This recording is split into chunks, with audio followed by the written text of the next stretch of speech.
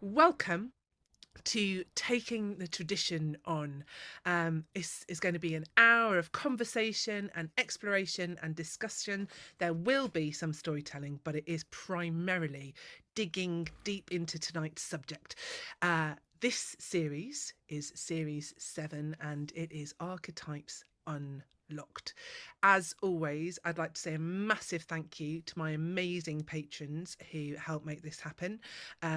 Anybody is welcome to join our gang. There's different tiers. You can become a free member, and you are very welcome as a free member, and you will still get all the other alerts so that you have the links and you know when the next Taking the Tradition On is. Tonight, I've got a very special guest, and I've been very, very much looking forward to this. I'm really excited about tonight. I'm always excited about taking the tradition on, but this is a subject that's close to my heart that my guest, John Mason, has chosen. Now, John is one of the most knowledgeable people that I have ever met. He has just come to the end of researching his PhD, and he still looks full of bags of energy, and isn't a puddle on the floor. And I've never seen that with somebody who's just completed a PhD before. He has been a researcher and co-writer on You're Dead to Me, because there is nothing more that he likes about digging down into a subject. And tonight is a subject that he has chosen and is going to enjoy digging down into it even more than usual, because his topic tonight is the wild hunt. That is our archetype for tonight. It's one that I know an awful lot about my local wild hunt, but not about the wild hunts all over the rest of the world. So I'm very, very excited to find out more and to introduce my amazing guest, John Mason. Please put your virtual hands together. Whoop, whoop, whoop, whoop. Welcome, welcome, welcome. Thank you very much. Thank you. Lovely to be here. Thank you, everybody. It is. Hello again, everyone. It's Right, lovely now to I'm just be going to here play with all around of for a you. bit because we're both hosts today, and I think you just spotlighted me. We're gonna do I pins instead. okay. I Pins did or briefly because spotlights. somebody had said in the chat, maybe spotlight yourself, and I thought I can do that without you having to break the flow. So Oh, okay, thank you. Well, hopefully you can see both of us now. We're both pinned side by side, and that should be recording and looking great. If it doesn't look great, then tell me, because tonight is a night of gremlins, and I don't know if that's because we're talking about the wild hunt and it might be. inviting that amoral wildness. I mean, like, you talk about the wild hunt, and it's a different set of rules, um, and and certainly the wild hunt that I know, you are not supposed to see them. You're not supposed to look. I mean, you should definitely hide as they go by. You don't want to be taken away by them. But why have you chosen this topic, John? Well, because I've been fascinated, I guess, by it almost all my life, actually, really. Ever since, as a very young child, I was a fan of the Robin of Sherwood television program in the mid 1980s, which had um, Herne the Hunter as its main sort of spirit guide, godlike character hovering in the background of Robin Hood's adventures. And I'd never heard of this Herne the Hunter before. And my dad said, "Oh, he's some sort of forest god or something," and that just took me off on wanting to find out more. And obviously, in some iterations of the Wild Hunt, then Herne is its leader, its master. Um, but yeah, there are so many other different versions as well, but they all have this same kind of. They are compelling, I think, like utterly enthralling on quite a deep level because they are fierce. They are sometimes, like you say, really dangerous, proper dangerous, and sometimes really malevolent, but sometimes not, or at least they have the capacity to be malevolent if they want, or to be amazing and helpful and kind if they want, and to be on the side of the angels, so to speak. And it's that freedom to choose, I think. When I was thinking about why, when you said think of some words about why they're so appealing to you, and I hit on that. I think it's that they are strong, they are powerful, but it's not about physical strength. It's about being able to just act as they feel is best without having to worry about, you know, rules or anything like that. Which it just really grabs me. That and the wild nature the deep wood, the green space, the antlered beings, Herne the Hunter, and many other iterations, that sort of thing. It's all so. Just imagine if we could be wild and free. I think that's where it comes from. But there's, as I'm sure we'll talk about, there's a whole lot more to it than just that as well. Well, there is, but like we both know what we're talking about, and I'm not sure that everybody else necessarily does. Mm. So I mean, the wild hunt is something that comes up again and again and again, but it's often just referred to. You just get a glimpse or a glance, and so for people who don't know what the wild hunt is, can you tell us a bit more about it? Yeah, absolutely. I'll go into the historiography, the chronological discussion of it later because that's not important right now. The important thing is this idea that there might be this cavalcade of spectral beings, or if not actually ghostly, then certainly otherworldly, that might be encountered riding at night. Sometimes, down the lanes and through the woods of our own Earth, but sometimes up above, actually riding through the sky. Um, Accompanied often by packs of baying ghostly hellhounds or otherwise sort of preternatural hunting hounds, and it's the yelping of them on the night air that might be the first thing that you notice to realize that you are in the presence of the wild hunt, and they are sometimes led by a god like Odin or Woden, however, whichever facet of that figure you go with. Sometimes it's a female figure who's named things like Diana, like the Roman Artemis, or even Holla, which is the name of a sort of a goddess of hearth and home and fertility in some German folklore and things. And She um, does also make the feathers fly. She makes it snow. So she makes it when it's run by snow. Frau Holler, is she riding on the storm?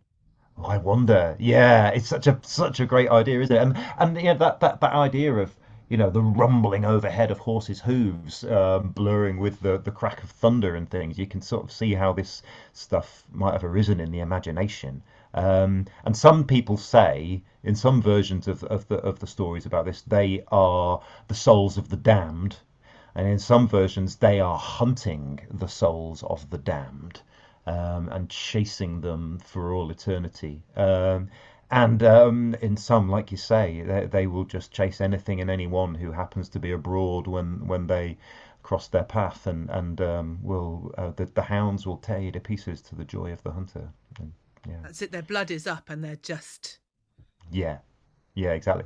So this all sounds pretty horrific, doesn't it? Actually, this sounds like, well, where's the appeal? This is ghastly and awful. But like a lot of people, I guess, I first really became acquainted with the idea of the wild hunt in popular fiction from the sort of second half of the 20th century onwards, where actually this amazing primal, yeah, dangerous force can also opt to work for the side of good, for the protect, for as in Susan Cooper's Dark is Rising novels, where the wild hunt figures very prominently. Then there is an absolute binary division between the light and the dark, and the hunt represents the wild magic that came before either of those, but can act to help the light if the light show respect, I suppose, really. And there's something really appealing about that.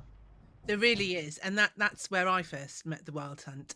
That, and Mhm. also in Alan Garner, Yeah, and where it it's is the a bit more same. morally ambivalent in Garner, isn't it? But it does Again, end it's the up wild. It's that wild helping him. magic. It's the one that isn't the light or the dark, but it's just Yeah. powerful and wild and free and unknowable, and you don't know which way it's going to go.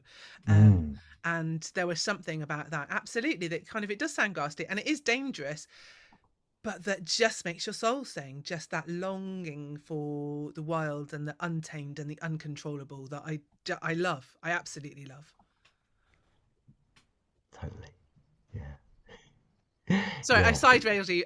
I did say I was going to really struggle not to keep jumping in tonight because No, I'm very happy. I'm very happy for you to dive in, absolutely, because otherwise this will just become a monologue. So, because I could very easily do that. yeah, no, don't worry. I am gonna keep jumping in. The only thing is that there's one hunt, as you know, that I really know about. Well, there is. Yes. So I'll keep bringing it back to Shropshire because obviously Shropshire is the centre of the universe. However, before I drag us to Wild Edric, are you going to tell us the story of Herne? I will. I will. I will. Absolutely. Yes, please. Yes, I'd be delighted to. So, there is a story. There is an old story goes that Herne the hunter doth all the winter time at still midnight walk round about an oak here in Windsor Forest with great ragged horns. And there he blasts the tree and takes the cattle and makes milk kine yield blood and shakes a chain in a most hideous and dreadful manner. Well, you know of this spirit, and well you know that the superstitious, idle-headed old did take and deliver unto our time this tale as the truth.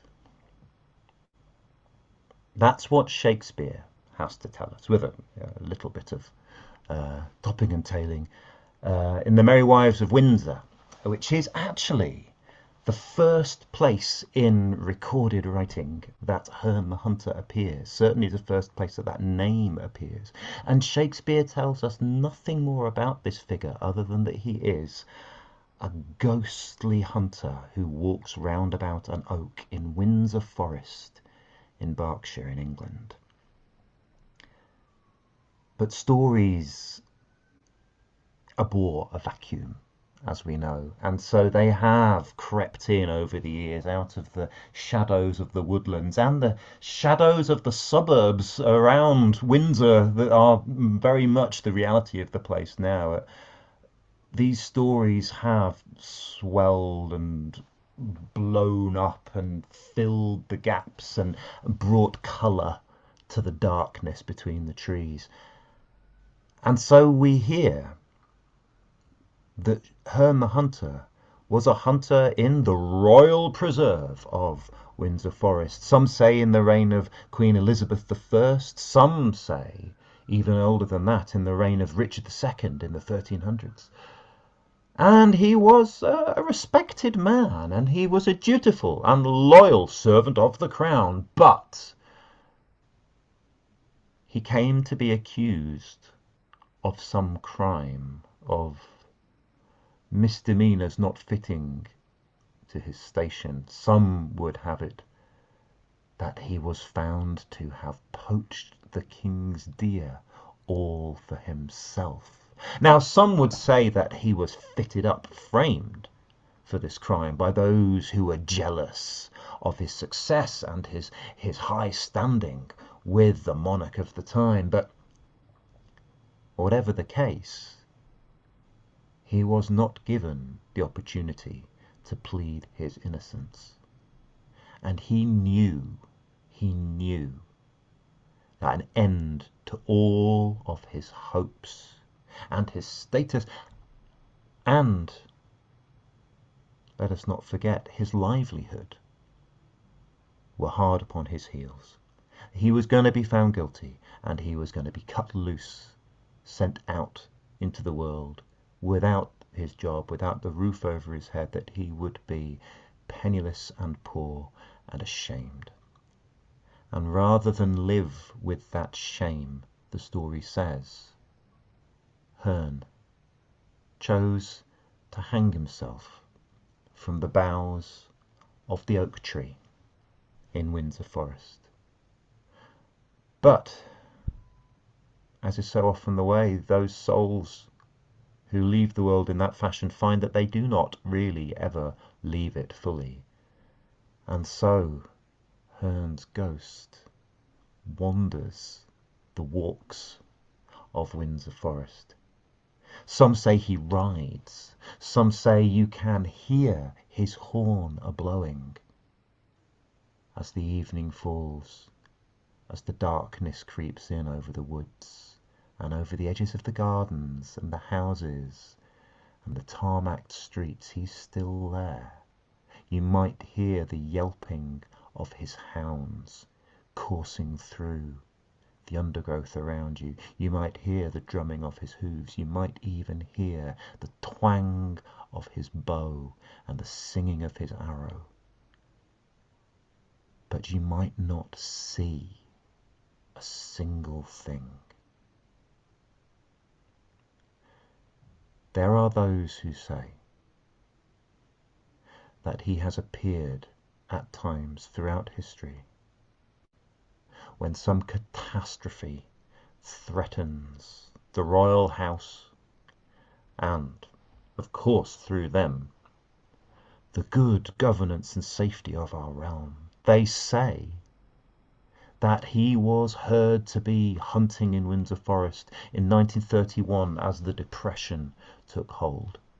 They say that he was heard there again in 1936 when King Edward VIII faced the abdication crisis, which clearly, as the love lives of the royal family do matter a great deal to the good governance and safety of the world, the whole world. And the new King of England found that he was not permitted to marry the woman that he loved, and so England found itself without a king.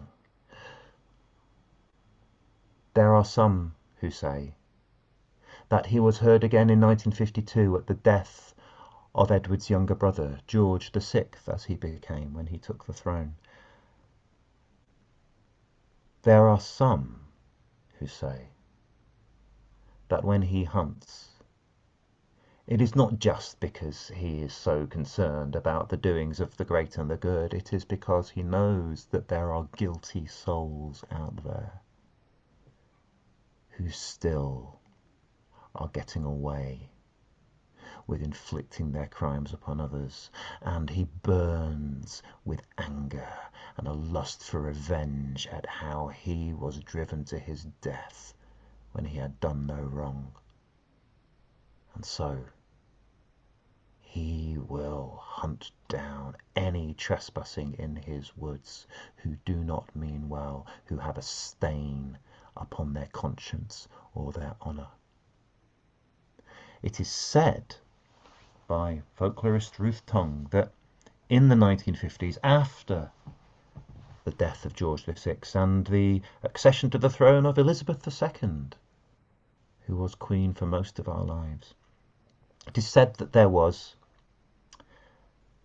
a teddy boy, a rock and roller, a ne'er-do-well in sharp suit and slicked hair and blue suede shoes, who'd got the train from that there London out into the suburbs, out into the woods, out to Windsor for an afternoon, to have a bit of fun, to put it about a bit, to raise some hell among the parochials. And he fell in with a couple of local lads who were most taken in by this flash character with his easy grin and his devil-may-care attitude. And so they headed out into the woods with sticks to trash the trees and beat back the undergrowth and start kicking in the newly planted saplings and breaking it all down. The local lads, they really should have known better. But the teddy boy, he didn't know anything at all was going amiss when he stumbled upon a horn, an old hunting horn, among the bracken and the long grass. And he held it up and he said, "What's this? Somebody been filming Robin Hood here or something like that?" And the local lads, they weren't enjoying themselves anymore, and they told him, they did tell him to put it down as they backed away. The teddy boy, he was too much the main character of this story to pay any attention to things like that. He put the horn to his lips and blew. And that was when he heard the hoofbeats and the yelping and the baying and the howling of the hounds. And the local lads were already running, and he dropped the horn and he turned to follow them.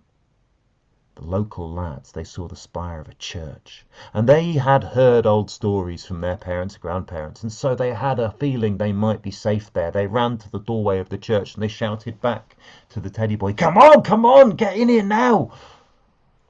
The teddy boy desperately tried. He really did.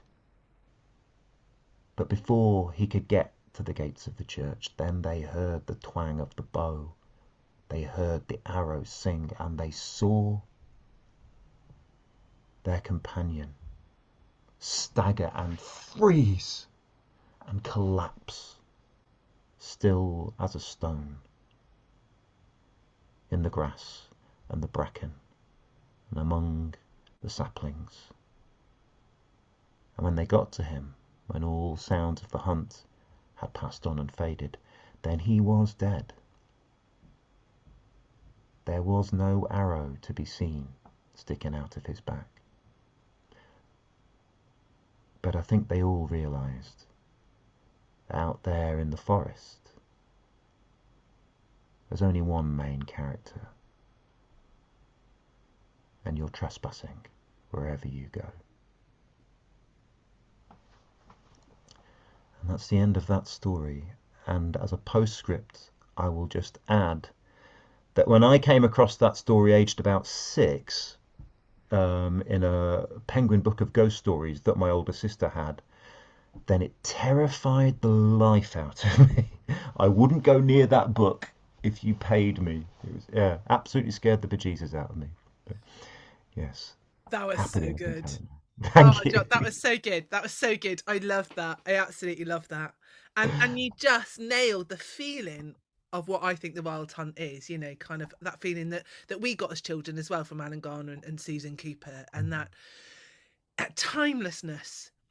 That immediacy, and just when you were talking about the hearing the hoofbeats with the tarmac and the walls around you, that's it. They don't respect any boundaries.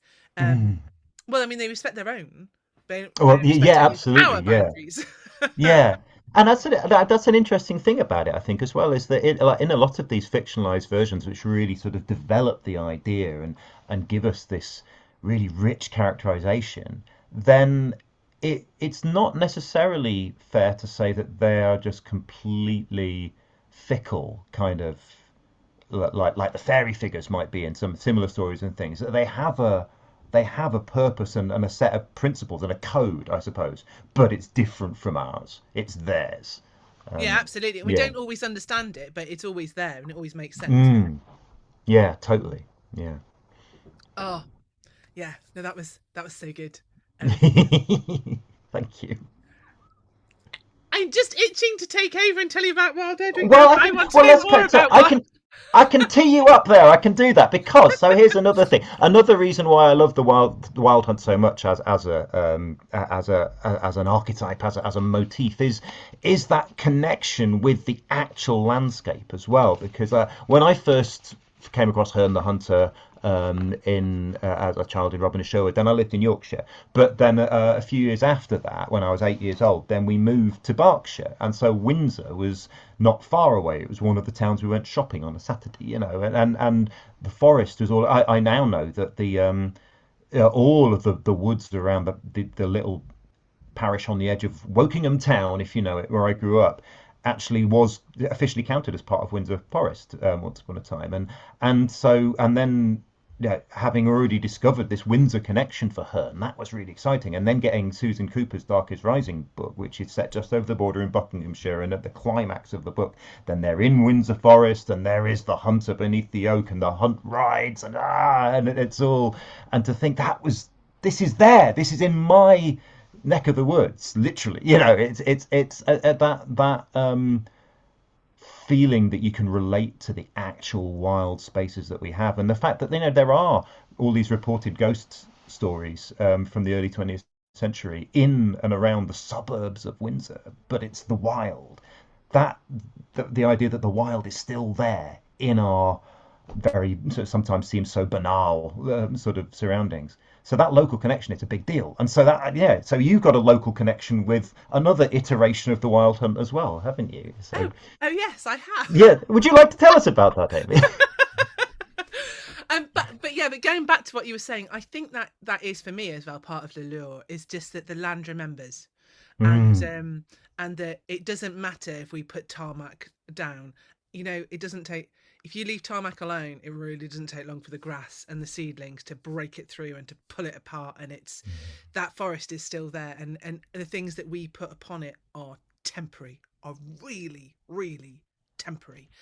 And you know, sometimes people say to me, "Oh, Amy, it's so much easier for you being a storyteller because you live in Shropshire and there's loads of stories there because it's the countryside and people remember." And I'm going, I live in the place of the birthplace of the Industrial Revolution.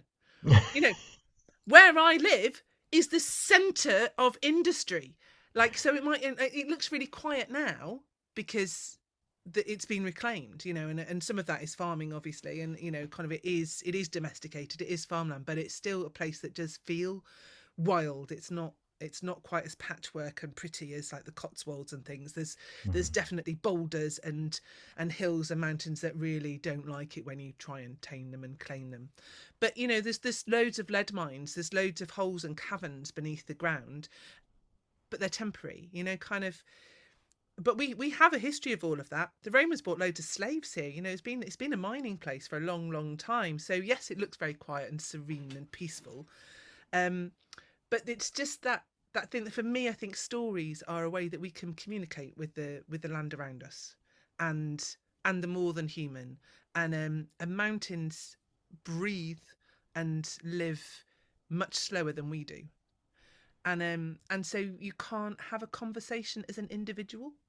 It has to be a generational conversation, and I think that that's what stories can do.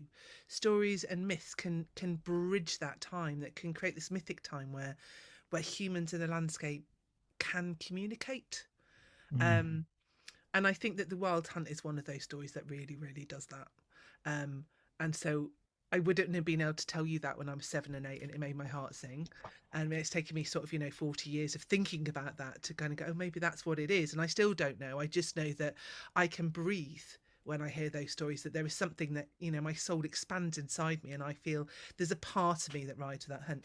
And I still haven't told you about Edric, but Edric is called Edric the Wild, and he is the symbol of the wild. He is there isn't time to tell you all about him because there's hours and hours worth of the stuff, but he married a fairy bride. So he was, again, that conversation between mythic time. He was a mortal man. He was the lord of the man. He was an Anglo-Saxon lord. And I'm not saying that the Anglo-Saxons were perfect, but but they were better than the Normans. So the Anglo-Saxons lived on the land where they ruled, and they had a connection with that, and they had a responsibility to caretake that, and they're responsible for the people that lived on it. And so when he married a fairy bride, marriages, you know, traditionally have been political contracts, and it's that contract between the mortals who are living on the land and the immortals who caretake for that land. So that partnership between Edric the mortal and the Lord of the Manor and Godda, his fairy bride, was a real contract between those two worlds, which he broke. Um, but that's a whole big story. And when he broke it, he went looking. It was one of those things that kind of, you know, that's when she disappeared and he had to go looking for her. And now he lives on the other side of the veil. She came and lived in this mortal realm, and now he lives in the other world. And as a punishment, he lives beneath the Stiperstones. And he has taken on pretty much every myth that you can imagine.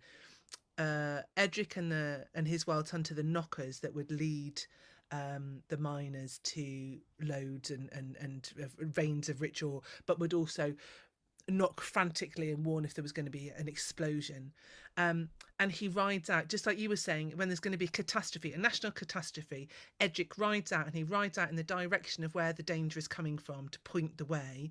And the number of hounds that ride in front of him are the number of years that the war will last. And then you were saying about it being really bad luck to see the wild hunt, that it's dangerous to see the wild hunt.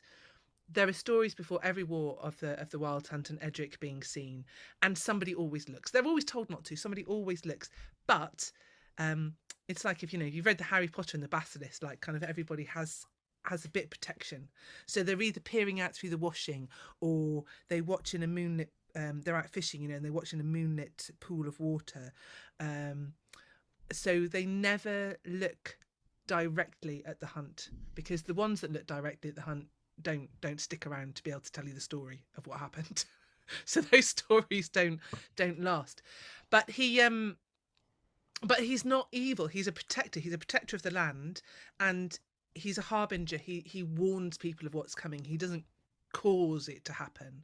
Hmm. Um, so again, it's that kind of, they live by different rules, and he's maybe slightly more on the mortal side and the slightly closer to human than some versions of the Wild Hunt. Though then there is the side where he kind of loses all of his humanity completely at times and appears as a black dog with red glowing eyes. And if you meet him in that form, run. Though he's going to run faster than you, you're pretty doomed, to be fair, if you meet him in that form.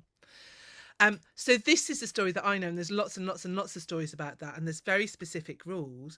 He doesn't go whirling in the sky; their hoofbeats are on the ground. But I didn't realise how far and wide that myth goes. I thought it was mostly a British myth, but actually it's really not a British myth at all. Not originally. No, no, it's really interesting. Well, so most of what I know about the history of it, I've taken from a couple of journal articles that Ronald Hutton wrote. I think he makes a really good summary of stuff, and a good Dave Phelan saying, "You don't need to run faster than the black dog. You just need to run faster than the other guy." No, you always have to take another guy with you, though. That's the problem. Like, if you're on your own, you're scuppered. That's it. Yeah. But yeah. Unless So you befriended a fairy hound well, yes. in a previous bit of the story. I'll tell you that another time, Dave. Okay. No worries, Natasha. See you another time. Um, yeah. So yeah, Ronald Hutton talks about how sort of going back, looking at the historiography, that's to say, sort of looking at the history of how people have written about the Wild Hunt. Then a lot of the earliest stuff that we get is actually from Germany, and a little bit from France. Certainly the sort of nighttime cavalcades of hunting women, usually, as they often are, tend to be from Germany. And from France, you get more of the processions of the dead being encountered on the roads and things. Um, uh, and he implies that in both cases you also get the idea of a pack of hounds, that maybe you see them racing through the sky, maybe you just hear them. And so there is this theory that that yelping sound in the sky at night could actually be the sound of geese, flocks of geese flying overhead, which I know you're skeptical about, Amy. Even you've said to me before that, people who lived on the land probably knew the sound of a goose when they heard it. But I mean, yeah, I wouldn't call. I mean, I live in the country. I'm not like, I'm not Mrs. I know every bird call, but I know the sound of a flock of geese going overhead. right, You know. yeah. Um, But I do but wonder if there's something. I think, I mean, not trying to just be an apologist for hard logic or anything. Quite the opposite. I think that a lot of the time these stories arise because, as humans, we do have this. Yeah, the making sense of stuff through the imagination isn't about going, oh, that sounds like that, but it's probably not. It's this. Oh, that's okay then. It's about sort of sitting in the halfway in between space, isn't it? And going, well, it's probably just geese, but it makes me feel like something else. It sounds a bit like dogs. Ooh, what if there were dogs? And then just have to deal with that fear, so or whatever liminal emotion it conjures up. I'm So all in favour of liminal spaces. I suppose yeah, what makes my hackles raise is that I think that it is the academics coming in trying to make sense of it and go, oh, but they're just country people. They probably heard the geese and thought it was that. And so I apologise to everybody here and he is watching later that yeah, I'm having internet difficulties tonight. There is nothing I can do about that. But John's probably taking over in my absence. said it as well. Oh, we've lost Amy entirely. I hopefully should be able to rejoin. I'll just keep going. But basically, here is okay. Potted history of writing on the Wild Hunt. The name The Wild Hunt was actually coined by Jacob Grimm of Grimm Brothers fame, who was writing about the German instances of this folklore, um, and in the sort of early 1800s. And his general approach to understanding mythology, and what drove him to do so much of the wonderful research he did to sort of bring to light folklore and mythology, among people who didn't have access to those particular stories. Um, he was convinced that underneath all of this lay a sort of prehistoric, pre-Christian mythology of the German cultural group. And so he was the one who was theorizing that this figure who leads the wild hunt might be Odin, might be Woden. Um, Now, I know there are others who dispute that and say that there is actually some sort of evidence that that might have been one tradition among many. But yeah, certainly there are other ones as well. Like I say, the lady, as sometimes she's called Diana, Holla, Pechter. Uh, and also, there's these parallel stories about people encountering the dead. And then there's these other stories about the pack of hounds, sometimes led by a single lone hunter. Um, and what Jacob Grimm kind of did was sort of theorize that they were all the same thing, and give it the name the Wild Hunt. Incidentally, he was also the first person to connect the British Herne the Hunter with these hunts, because although he's called Herne the Hunter, actually, like, yeah, a lot of the stories that I put together into my little telling for you just now, he's just a solo ghost, a lone figure, and he is, yeah, just a sort of almost like a bogeyman figure kind of thing, really, who clearly causes harm. But Jacob Grimm pretty much just sort of by the by said, I guess he's called the Hunter. Maybe he was the leader of the Wild Hunt in English tradition. Um, and so that's where that first came together. There are other examples in recorded folklore around England and Wales as well, of other people named as the leaders. So in Cornwall, for example, sometimes it's actually just the devil. Sometimes it's somebody called Dando, who was apparently a priest who hunted on the Sabbath and so was condemned to hunt forevermore. And so the wild hunt is Dando and his dogs. And in Wales, it's sometimes Gwyn ap Nudd or Arawn, who are two characters from medieval Welsh literature associated with the Mabinogion. And sometimes they are accompanied anyway, by Macht y Nos, Matilda of the Night, who is a woman who never gave up hunting and apparently said that she would, if there's no hunting in heaven, she doesn't want to go there. And so she ended up forever on the hunt. But we've got Amy back, so hurrah! Oh yes, the joys of no electricity. Oh dear. Yes, I'm very, very delighted to be back on a different phone and a different hotspot. Oh, thank God. Um, Okay. I'm here for 13% of my daughter's battery. Okay, okay. Well, yeah. Well, no, we would both happily talk about this forever, but we have. I know this is so frustrating for me because it's a Yeah. conversation that I've been really looking forward to having. So, and obviously you've done lots of amazing things while I've been gone. So what you're probably in the middle of stuff. I was playing for time by talking about the how Jacob Grimm named the Wild Hunt and sort of seemed to pull a lot of different traditions together into this one idea. The next thing I was going to say, which just 'cause I think it's important, is that that was then picked up and run with by a novelist called William Harrison Ainsworth, who wrote a novel called Windsor Castle that came out in 1843. And he is the first person to present this antlered Herne figure as to actually give us an image of him as leader of the Wild Hunt, a la what Jacob Grimm had theorized, and makes it all about, sort of strange, spooky goings on and revenge, and Herne is sort of seeking souls, and also appears to warn Henry VIII of impending catastrophe and things. And it's after that that suddenly, sort of by the early 1900s, you start getting people having these ghostly experiences of hunting and connected with catastrophes, but also just anyway, really, sightings and people hearing hunting hounds and things around Windsor, which apparently was not such a thing before.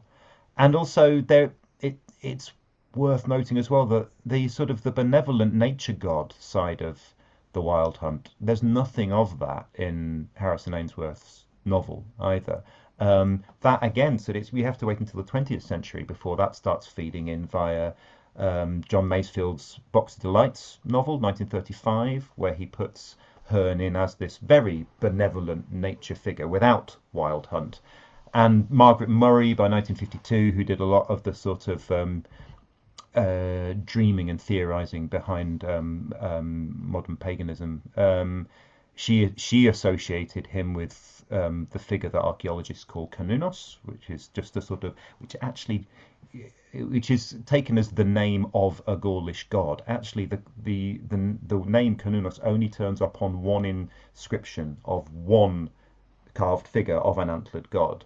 There are lots of other carved figures of antlered gods, but we have no way of knowing that that name was actually a universal known character who applied to all of those. It's just something that archaeologists and historians started using to say, oh, we've got another Kanunos here.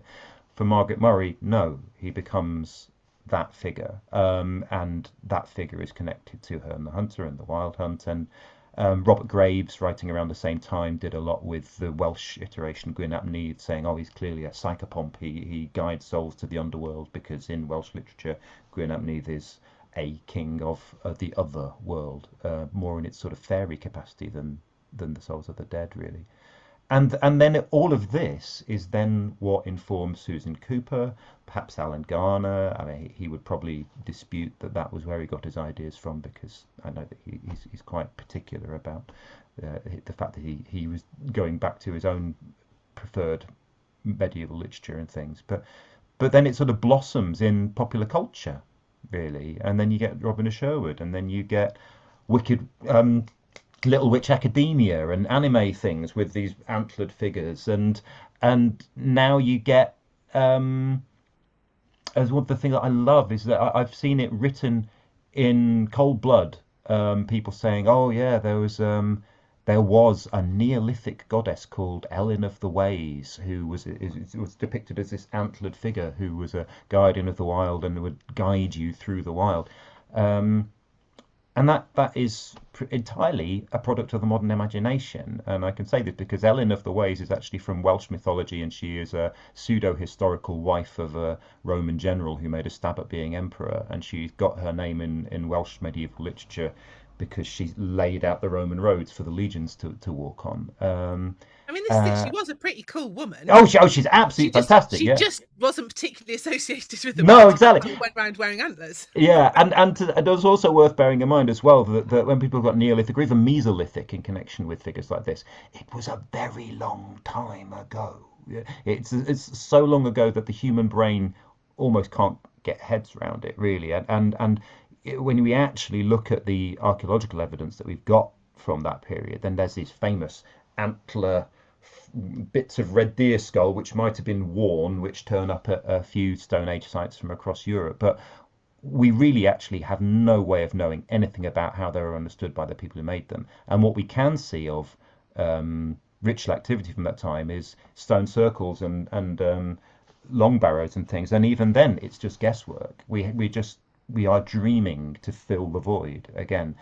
And so when I was a younger But man, you know what? That is the traditional way of well, that's finding it. your ancestors and your history, is absolutely dreaming it, isn't it? Yeah, and so I really, yeah, I want to make it clear to everybody that I'm not knocking this, really. I'm being wide-eyed, open-eyed about it. And when I was in my 20s, then I used to get very cross about people being ahistorical and not being accurate and not wanting to understand. Actually, now what I appreciate is this doesn't mean that any of this stuff isn't real. It is a really vibrant, living, real example of folklore as an ongoing, alive, ever-evolving process, and of the human need to use our imaginations and our dreams to connect to the world around us. And if Ellen of the Ways is a a way of personifying what we want to connect with in the non-human world, then great, let's do it. And once it goes back to that thing that we're saying, I was saying about mythic time as well. I mean, that is the other way to connect with that mythic time, is to dream it, is to go into it, and that's Mm. something that humans have been doing, as dreaming and journeying right back for as long as we can trace. I mean, that is, and there are definitely examples and talk and recordings of people doing that as a way to connect with their own history and with their own stories. Hmm. Yeah, totally. Yeah, and that's what I'm doing now. There is so many more little ends and everything that I want to grab onto that have come up during this, but actually I think that is a really beautiful place to stop. I think that you just summed it up so well that it feels like a full stop, and it feels that's where we should kind of leave it. But I do normally open it up to for a Q&A, and like if people have got burning questions that they didn't manage to ask, this is the moment you quickly type into the chat before I just finish things off.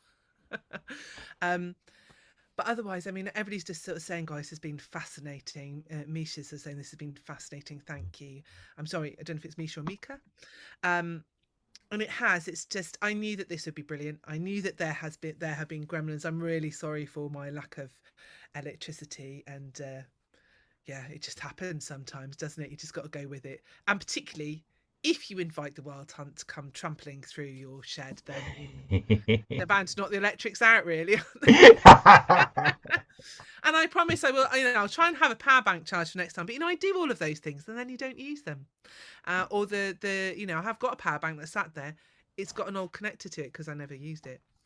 Um, so I just want to thank you for all of this. Where can people find you, John? What else are you Oh, doing? Because everybody's just going to be inspired and want to follow you now. oh, And I know that you've done loads of amazing talks online. Have you got any more coming up? oh gosh. Well, actually, I think I have. Yeah. It is still being hammered out, but I believe in September, uh,